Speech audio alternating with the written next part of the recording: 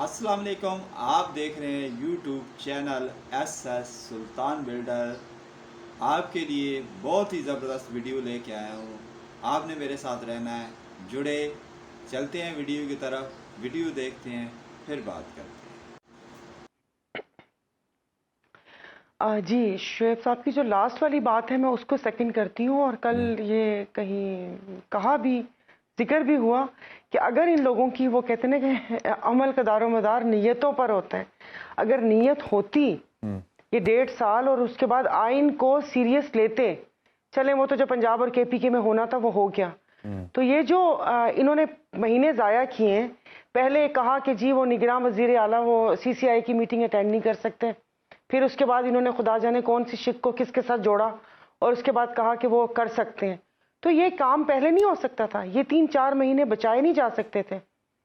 अभी मुझे नहीं लगता, ये बस ऐसे दिखाने को है कि जब वो करेंगे और उसके बाद जैसे कहा कि दिसंबर में होगा, फिर ये डेट दे रहे हैं कि ये जी 15 फरवरी तक इलेक्शन लाजमी होने हैं, उसके बाद जी वरना तो सेनेट में भी वो हो जाएगा, और फिर जब तक सूबाई और ये कौमी असेंबली नहीं होगी तो सेनेट के इलेक्शन कैसे होंगे, और कुछ इस किस्म की कहानियां सुनाई जा रही हैं। लेकिन अभी भी जो एक एम था वो इन बाकी जमातों का और कर्ता धर्ताओं का पूरा हुआ नहीं। आज भी ऐसे सोशल मीडिया पर देख रही थी कि एक वो झक्कड़ साहब थे, उन्होंने भी मुजम्मत करके और पार्टी छोड़ दी, फिर वो मुनज़्ज़ा, और ऊपर नीचे 3-4 लोग आ रहे हैं। सेनेट के इलेक्शंस की क्या, कौन सा मतलब ये क्या करेंगे? सेनेट के इलेक्शंस की डेट क्या बन रही है? प्रोड्यूसर मुझे जरा चेक करके बताइएगा कि सेनेट के इलेक्शंस की डेट क्या मार्च बन रही है। मार्च है, मार्च 2024 में। मार्च।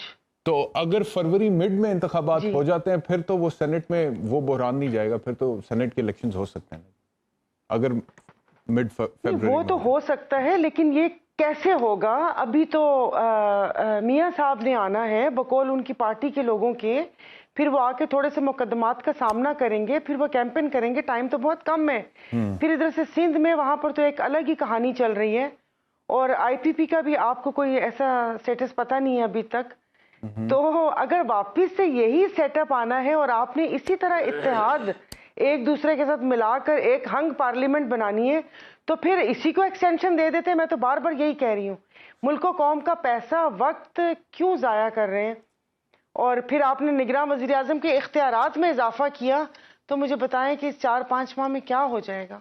IMF की किस्त का इन्होंने बोला है कि हम निगरान वज़ीर आज़म को देंगे, और अभी उन्होंने नेक ख्वाहिशात का भी इजहार किया है अंकल सैम ने कि हम शफाफ इंतखाबात चाहते हैं। हम क्यों नहीं चाहते? वो क्यों चाहते हैं? हम क्यों नहीं चाहते? हम तो इसी तरह का वो चाहते हैं। तो बस वही बात है कि मोहब्बत की नज़र कभी दाएं पड़ती है, कभी बाएं पड़ती है। जब वो नज़र किसी एक के ऊपर टिक जाएगी, उसके बाद इलेक्शन हो जाएंगे। अभी तक तो कुछ समझ ही नहीं आ रही कि कौन कबूल है तो कौन मकबूल है। इस वक्त तो खैर मकबूल, जो मकबूल है वो किसी को भी कबूल नहीं है, और बाकी आंख के तारे बनने की कोशिश कर रहे हैं। लेकिन वही बात है कि अब आंखों में खटकना ना शुरू हो जाए। अब मुझे नहीं पता कौन खटक रहा है और कौन आंख का तारा है। और तारा ज्यादा देर रहे तो फिर वो मोतिया बन जाता है, फिर ऑपरेशन करवाना पड़ता है। सितंबर वस्ट की बात होती है खास तौर पे PMLN की तरफ से, और उसको वो जोड़ते हैं मौजूदा चीफ जस्टिस उमर अता बंदयाल की रिटायरमेंट से, और वो कहते हैं जी कि वो उसके बाद फिर हालात तब्दील हो जाएंगे। वो लाडला जो है उसको उस तरह से रिलीफ नहीं मिलेगा जैसे पहले मिलता रहा।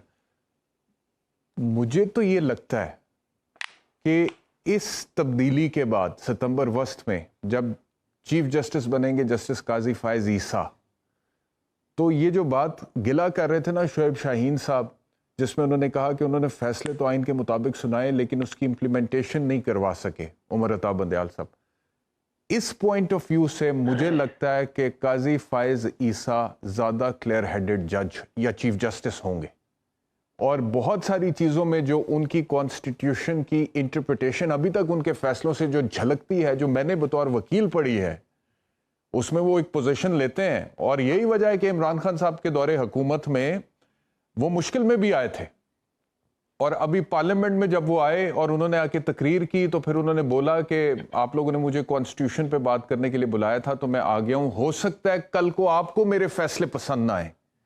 تو مجھے تو یہ جو امیدوں کا پہاڑ ایک بنایا ہے پی ڈی ایم نے